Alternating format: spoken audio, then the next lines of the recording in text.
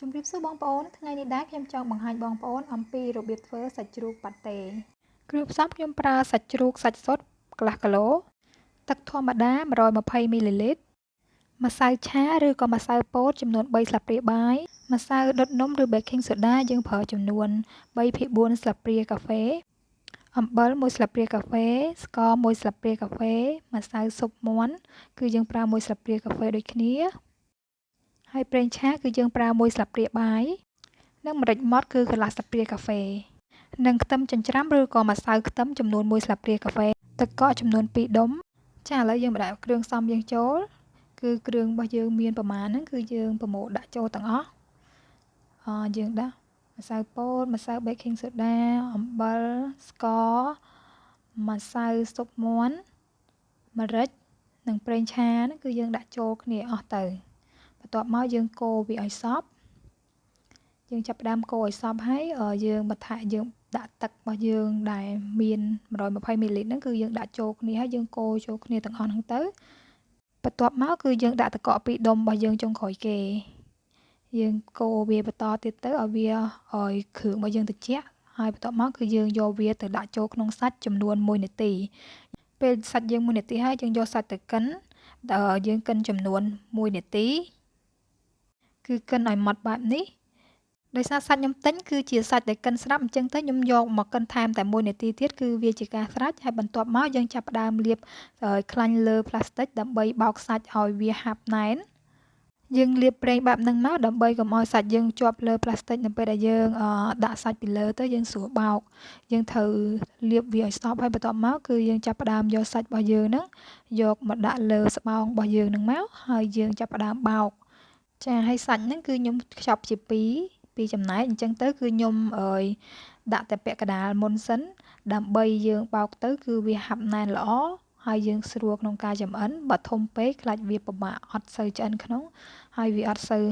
ណែនល្អអញ្ចឹងទៅយើងដាក់ម្ដងពាក់កណ្ដាលបន្ទាប់មកយើងចាប់ផ្ដើមបោកវាដើម្បីឲ្យសាច់វានឹងហាប់ចូលគ្នាល្អ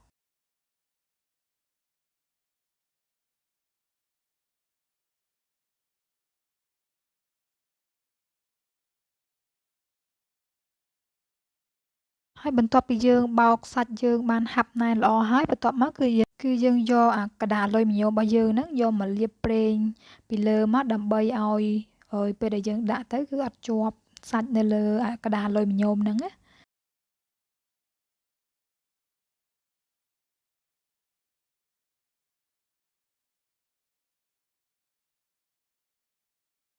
ហើយបន្ទាប់ពីយើងលាបហើយយើងយកសាច់របស់យើងហ្នឹងមកយើងដាក់ពីលើហ្នឹងហើយយើងត្រូវមូរវា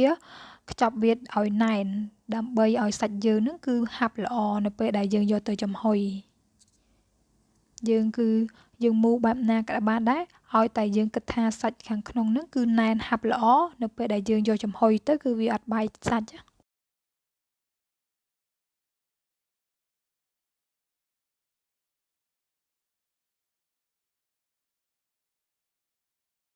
ហើយនៅពេលដែលយើងខ្ចប់វាហើយបន្ទាប់មកគឺយើងប្រើផ្លាស្ទិកខាងក្រៅ2ជាន់ទៀតអញ្ចឹងគឺផ្លាស្ទិកហ្នឹងគឺខ្ញុំដាក់វាជាផ្នែកខាងទទឹងមុនដើម្បីឲ្យខ្ចប់វាមួយជាន់សិនហើយយើងខ្ចប់បែបហ្នឹងគឺយើងការពារនិយាយទៅឲ្យវាកាន់តែណែនហើយនឹងវាអត់បែកសាច់ចេញក្រៅអញ្ចឹងទៅយើងខ្ចប់វាឲ្យបានណែនល្អ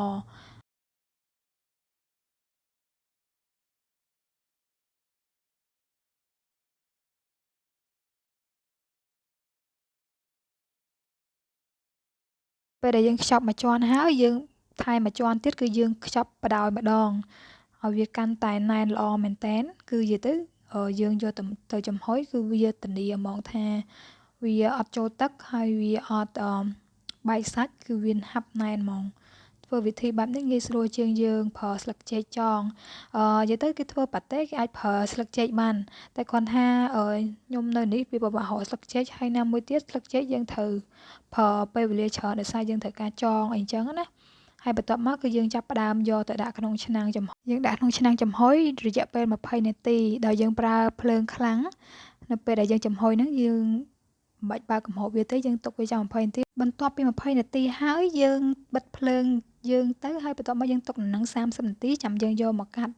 ហើយបើសិនជាបងប្អូនធ្វើបែបហ្នឹងគឺវាមានភាពងាយស្រួលហើយយើងញ៉ាំទៅគឺឆ្ងាញ់អនាម័យខ្លួនឯងយើងធ្វើដឹងនិយាយទៅយើងធ្វើខ្លួនឯងយើងដឹងថាយើងចូលចិត្តប៉ុណ្ណាហើយអនាម័យរបស់យើងបែបណាអញ្ចឹងទៅគឺមានភាពងាយស្រួលជាងយើងទិញគេព្រោះអីពេលយើងទិញគេយើងអត់ដឹងថាគេធ្វើស្អាតអត់អញ្ចឹងណា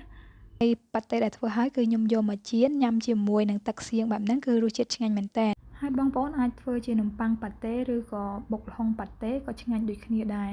អរគុណសម្រាប់ការតាមដានកុំភ្លេច Subscribe YouTube ខ្ញុំផងណាបងប្អូនអរគុណច្រើន